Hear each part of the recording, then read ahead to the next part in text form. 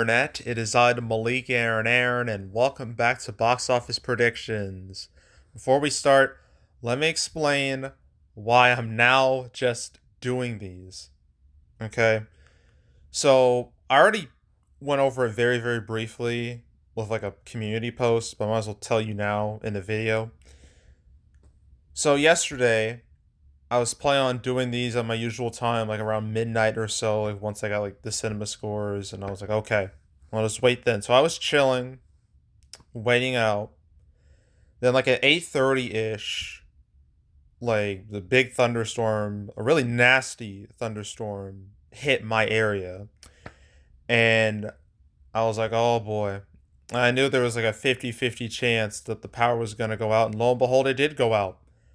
It went out for a long time. We're talking like 6 hours of nothing. And it was already dark before the power went out, so I was literally just surrounded by darkness for hours. It was miserable. I had no internet. I couldn't do much of anything. And I could have made these videos because I could still use my phone, which I'm recording these off of my phone. But I didn't want to waste battery in case the power outage went out for a super duper long time. So there was literally nothing I can do but wait it out. And when the power came back on, it was like what 2:30 at night, and I just did not have the energy to do these videos. So I'm just gonna wait till Saturday morning, proper Saturday morning, and here we are at like 10 a.m. So yeah, that's my explanation as to why I didn't make the prediction videos when I wanted to. Hopefully, I don't have to do something like this ever again, but you never know. So if something does happen, I'll let you know in advance. So yeah, that's my explanation as to why these are out so late.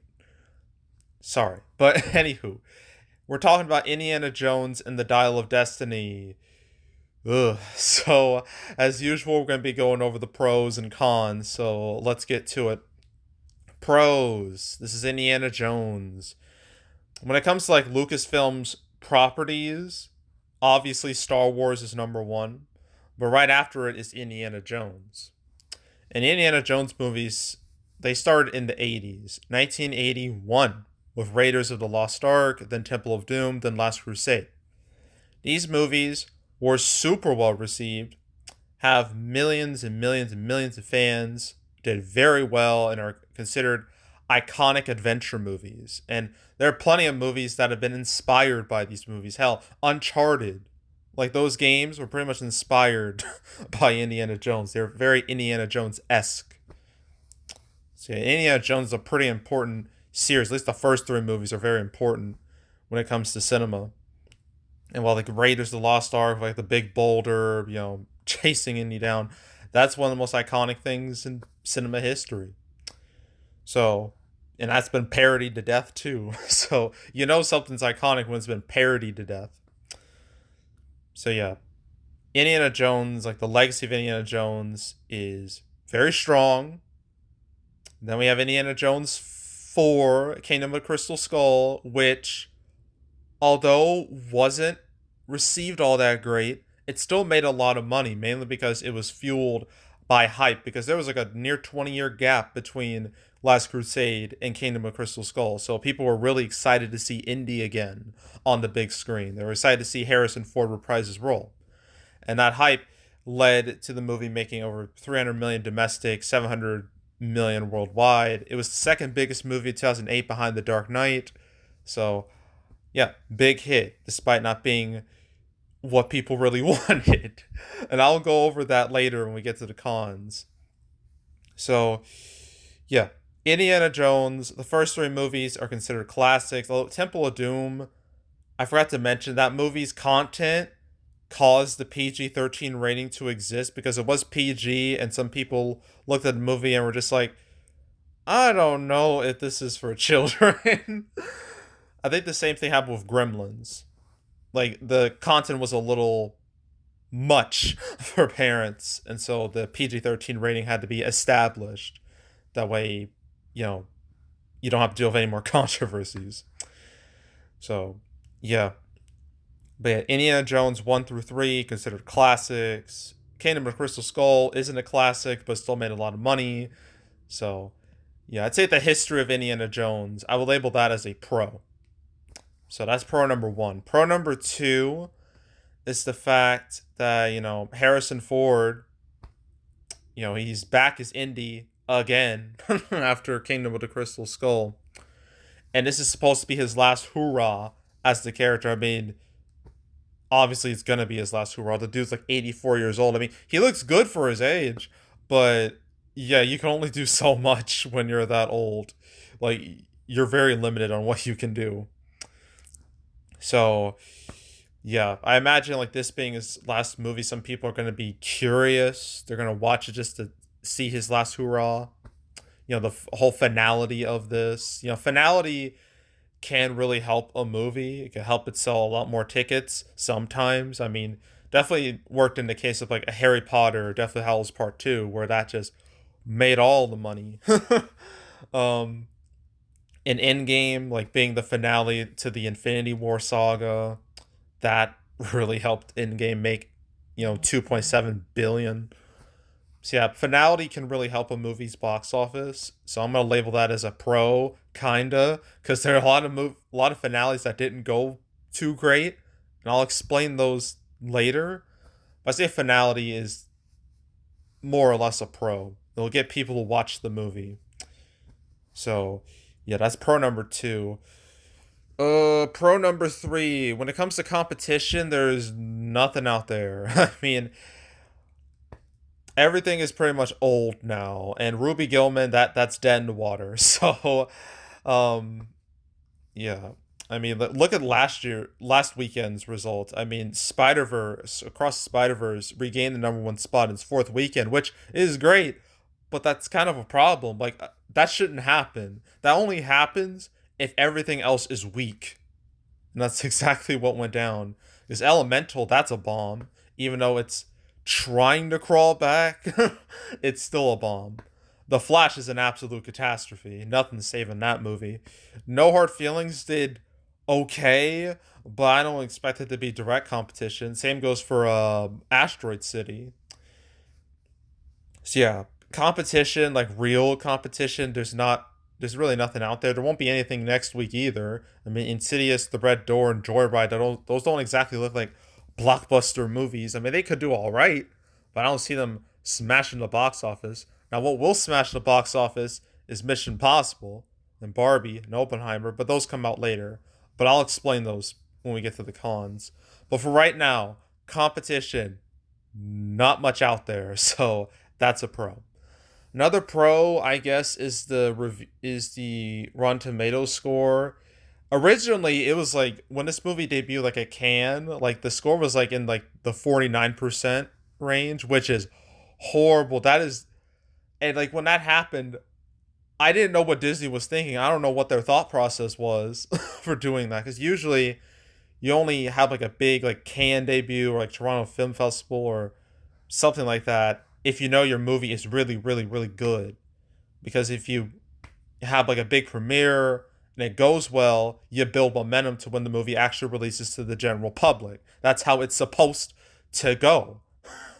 But that's not what happened here. The same thing happened with Elemental, where it had really, really lackluster reviews out the gate. But to its credit, the score has gone up to a passable level of a 68%, which is actually lower than Kingdom of the Crystal Skull. So, yikes. But a 68% is not bad.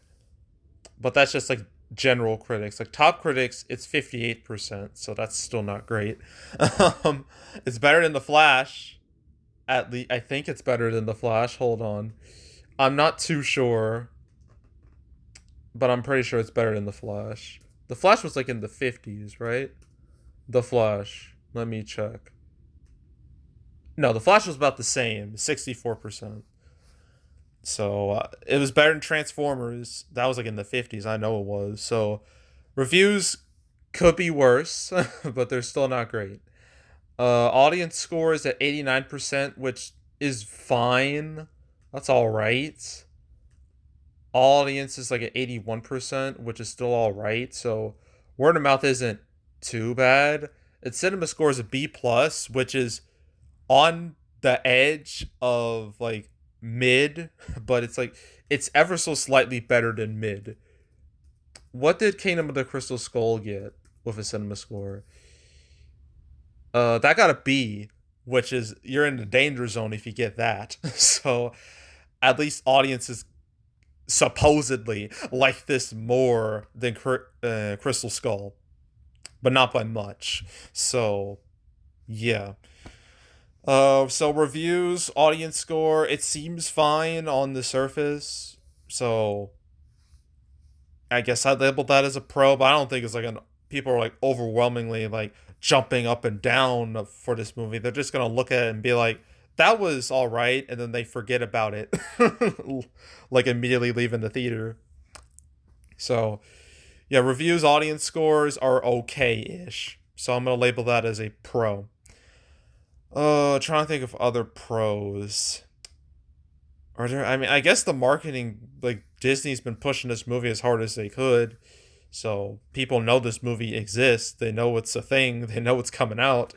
So that's good, I guess. They definitely been pushing this harder than Elemental. That's for damn sure.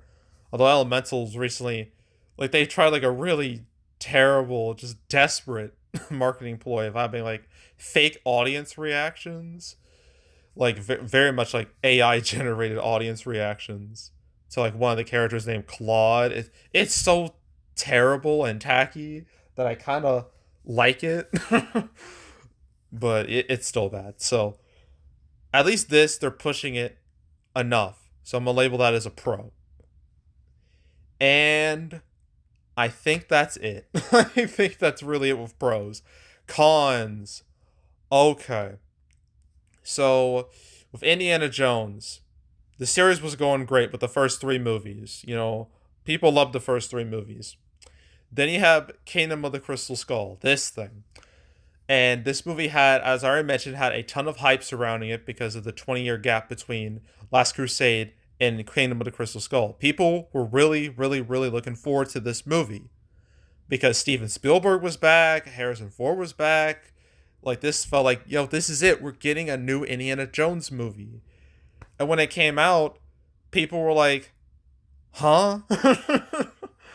Like, just, people were underwhelmed for a good amount of reasons. The main reason is that the movie just, it missed the mark for a lot of people. It wasn't as strong. Like, the story and characters, they were not as strong as the first three movies.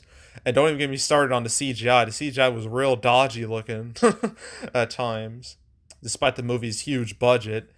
And then there's also the thing with aliens, and then nuking the fridge. That is the one moment that one moment is this whole movie's legacy. Nuking the fridge, where Indy is like in this like clear like nuclear testing site where you have like a bunch of like fake mannequin people around, and once he realizes this, he's got to do something that way he doesn't get vaporized. So he enters the fridge, like clears it out, enters it, and then the whole site blows up, and then Indy's like the fridge is just flying in the air, and he somehow survives. I don't know how. That is some goofy logic how he's able to survive that without like serious radiation poisoning. But yeah, that one moment is considered like the moment where Indy jumped the shark. That was a pure jump in the shark moment. And it's been memed on and roasted for years and years and years and years. Just like the Star Wars prequels, where those movies were roasted over their dodgy CGI and Anakin as a character. You know, how Anakin, like, he hates sand, how it's rough and irritating, and it gets everywhere. That. And just the whole awful relationship, just how horrible the romance is between him and Padme. It's all bad. So Kingdom of the Crystal Skull was memed on about as much as the Star Wars prequels. And so yeah, you gotta deal with that. It's kind of like the problem Amazing Spider-Man had, where that had to deal with the reputation of Spider-Man 3, how that was mocked Although nowadays people like Spider-Man 3 for ironic meme purposes, but back then people did not like Spider-Man 3 very much. So Dial of Destiny has to deal with that baggage of Kingdom of the Crystal Skull. So that's a con. So that's con number one. Con number two is the fact that, you know, like Dial of Destiny is trying to be like, oh, Indy's back. It's trying to play that card, that nostalgia card of, you know, this guy you love so much that you haven't seen in so long. He's back on the big screen and brand new adventure. You already pulled that card with Kingdom of the Crystal Skull. That was literally what fueled that movie. You can't pull the same card twice. It's not going to work out so well. It's not going to have the same impact. Like, say, if they were to, like, say, okay, with the Star Wars sequel trilogy, imagine if they did that, like, I don't know. I don't know, maybe not the Star Wars sequel trilogy. Because I don't think that would be a great example. Uh, Shoot. I'm trying to think of a really strong example of how this doesn't work. I guess because like most of these were kind of one and dones. Like you pulled the card once and that's it. With the Flash, Michael Keaton returning as Batman.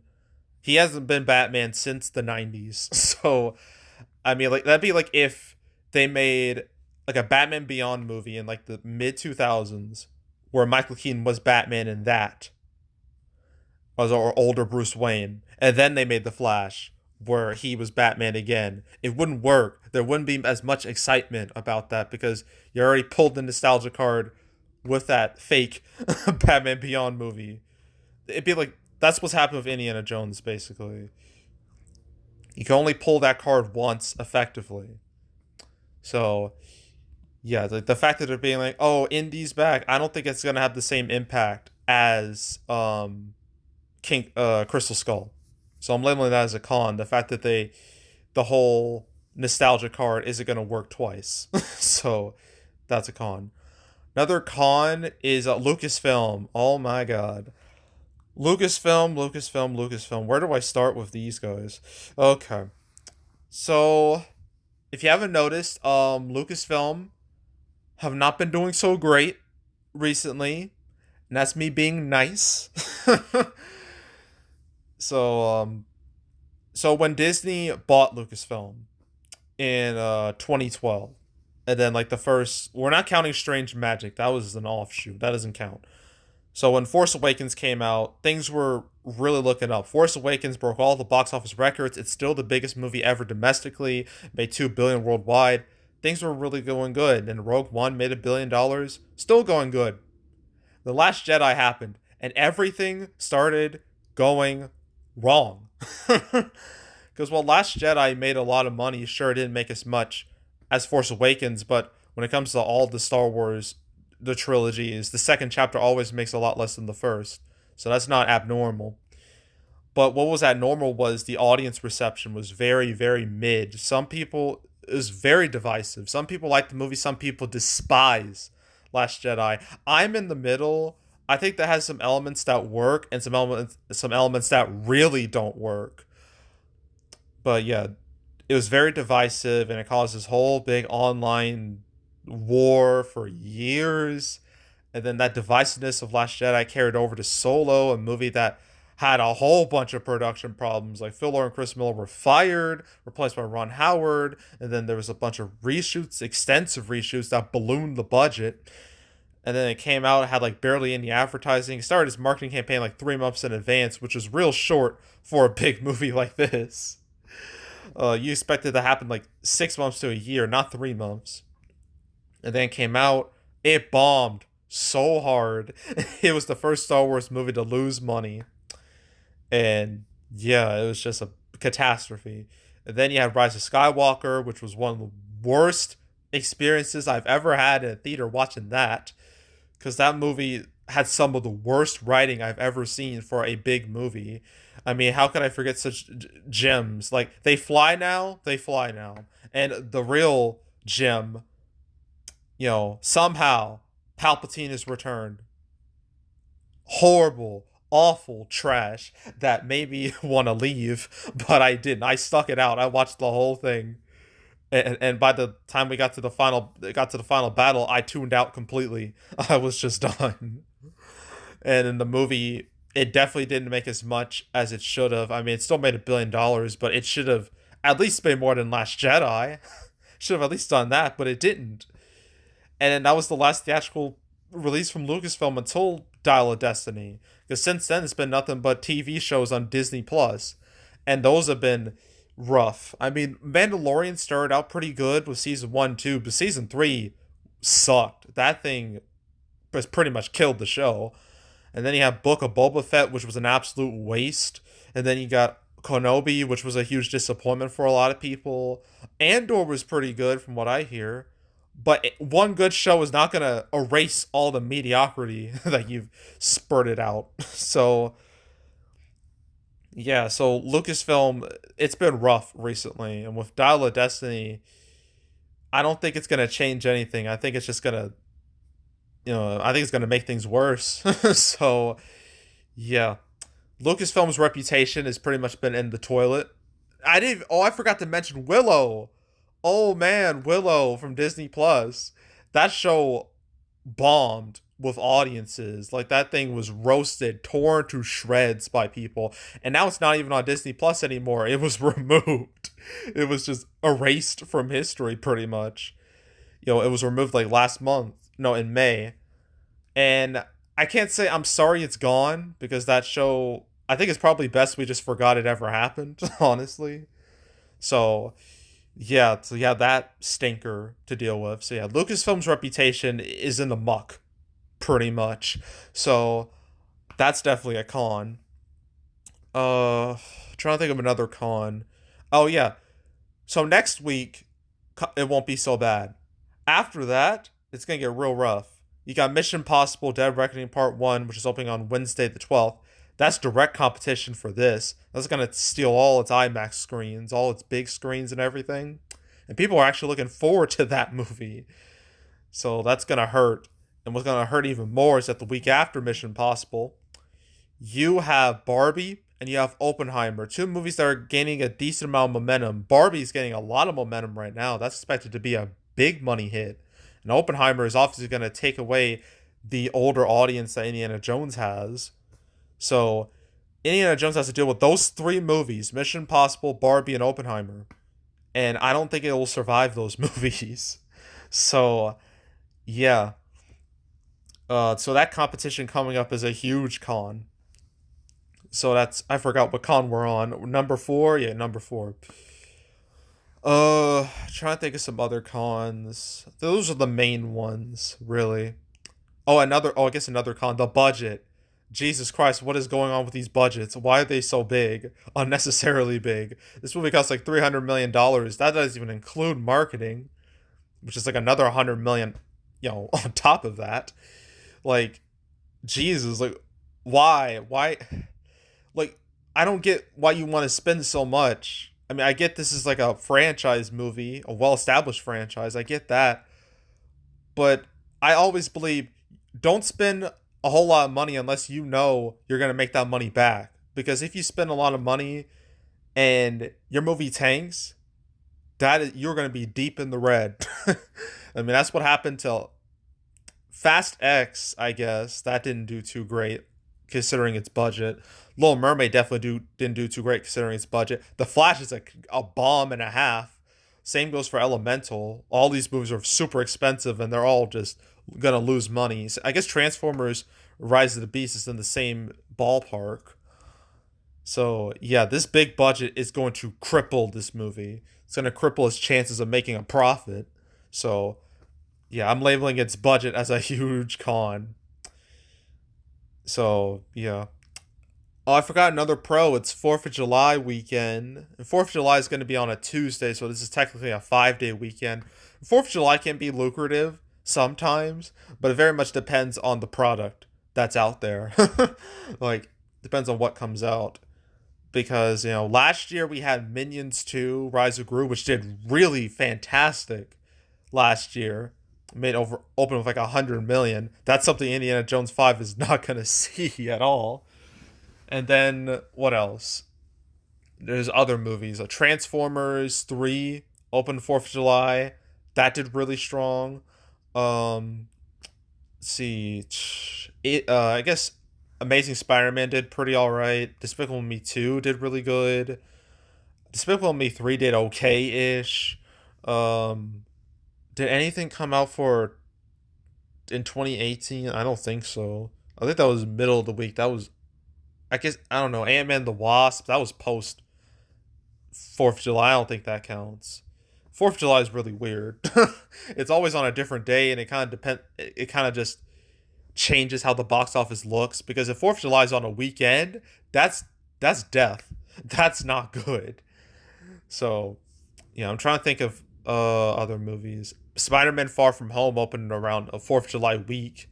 That did really strong. So yeah, 4th of July can be a really strong holiday, but it depends on what's out. It depends on what releases. So yeah, so I'm gonna label 4th of July as a pro. And I think that, oh yeah, it's preview numbers. It's not there anymore because that's its actual opening day, and ugh, it's not looking great. But it's preview numbers 7.2. It's not very good, especially compared to other movies this year.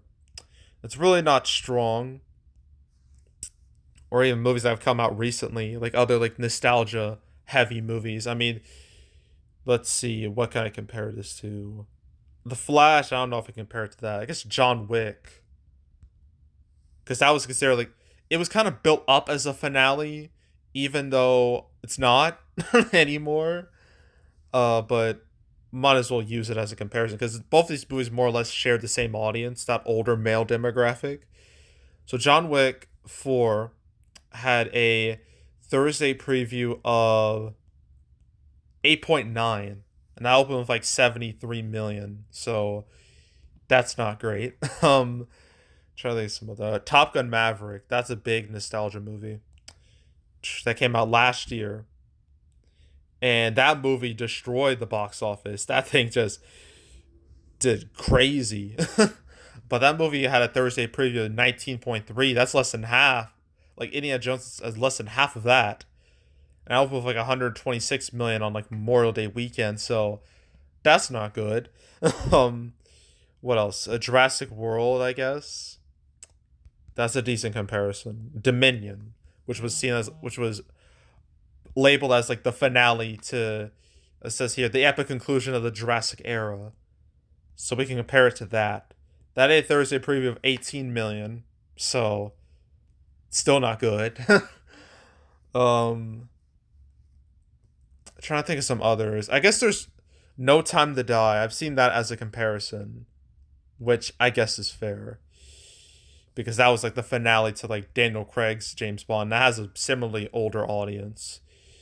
Uh, that's 6.3. So it's better than that, but the thing is, that movie opened in October, where Thursday previews are a lot less easy to do because people have work and stuff. They have like less time to do that. In summer, you got all the time to do that. It's real easy. But for October, not so much. And that had a opening weekend of 55 million. So judging by the opening day, the official opening day of Dial of Destiny, it feels like it might reach that number, which is really not good considering that budget. But it's Thursday preview. I'm gonna label that as weak. It's definitely weak. It's not as good as it really should be. I expected at least 10, at the very least 10, but it didn't even reach double digits. So that's bad. So I'm labeling that as a con. And that's it. So opening weekend, I guess I could compare this to Kingdom of Crystal Skull. How did that do? Oh, dang it. I pressed the wrong thing. Indiana Jones. Okay. Crystal Skull.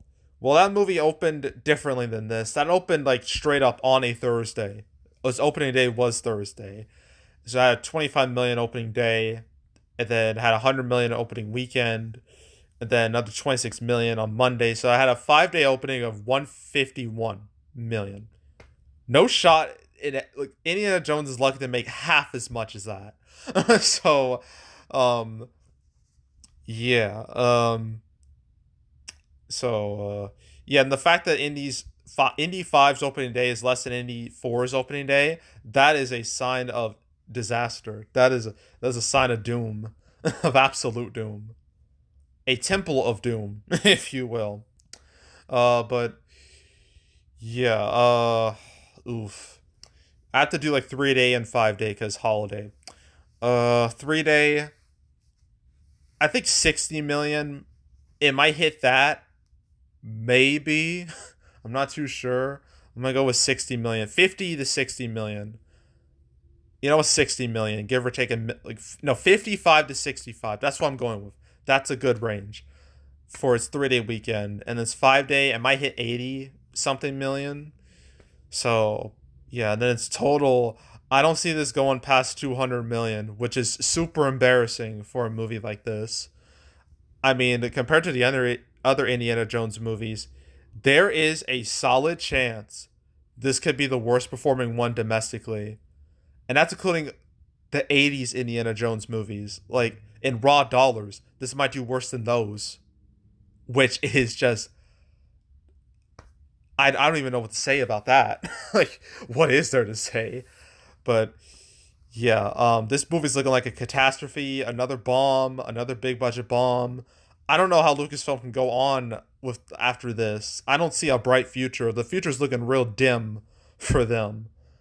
And at this point, in Mission Impossible, Barbie, Oppenheimer, any of them, I think they're looking like the saviors of the box office. They need to come out. They need to make bank so we can forget June ever happened. So, with the exception of Across the Spider-Verse, because that at least lived up to expectations or exceeded expectations. No other June movie was able to do that. So, yeah, I'm glad June is over. It's been very depressing. So, yeah. And that's it for Indiana Jones. So, there's a couple more movies I have to talk about. There's Past Lives, and then there's Ruby Gillman. And then that'll be it for the weekend. The next weekend, I talk about Insidious Red Door and Joyride. So stay tuned for those. But yeah, that's it. That's all. Make sure to subscribe, like this video, leave a comment, turn on notifications, share the whole drill. You want to check out more videos like this? I got playlists on the homepage, all previous prediction videos I made this year. If you want to watch any of those or any of the ones I've done the past few years, you can go right ahead. There's also the Canceled series where I go over all the movies that were supposed to come out but didn't. I've covered Indiana Jones, I believe, once. I'm pretty sure I covered it once. No, twice. Okay, I was wrong. The first time was episode 84. I talked about it alongside Doctor Strange 2, Thor: Love and Thunder, Wakanda Forever, The Marvels, Ant-Man Quantumania. Talked about it alongside those. And of all of those, only The Marvels is yet to release. That's coming out in November. Um, and then the second time I talked about it was episode. What was it? Let me find it. Um, Episode 128. I talked about it alongside Smile getting its 2022 date and The Last Voyage of Demeter getting delayed. Oh, I'm looking at the description of that video. What I wrote was, first, Indiana Jones 5 has more or less confirmed its summer 2023 release date. So here's hoping it doesn't follow the same path as Kingdom of the Crystal Skull or the Star Wars sequel trilogy. It probably will, though, let's be honest. I called it. Year in advance. Called it. On the money with that. So I'm very proud of myself. Like, I kind of knew the writing was on the wall. And man, I am happy that I shouldn't be happy I was right because this movie's tanking. But at least I'm proud that I accurately predicted something. So, although one could predict this result like several miles away. But still, glad that 2022 me was able to see the writing on the wall. But yeah, so I covered it twice. So you want to watch those episodes or any other ones I've done? I've made like how many? God, I don't even remember. 196. Yeah, 196 episodes. So if you want to watch any of those in any order, you want to watch them from beginning to now, I highly encourage you to do that. So go do it. And And there's also box office recaps where I go over the box office results for any particular month. Um, what was it? June recap will come out in 2-ish weeks time, a week and a half ish. I think, yeah, a week and a half. Same time as Dead Reckoning Part 1. Man, that June recap is going to be so depressing. It's going to be so sad. It's going to be filled with pretty much non-stop negativity because that's what June was. So, yeah, stay tuned for that. But if you want to watch any of the past recap videos on Man the channel, you can go right ahead. And yeah, that's it. That's all. I am out. Goodbye.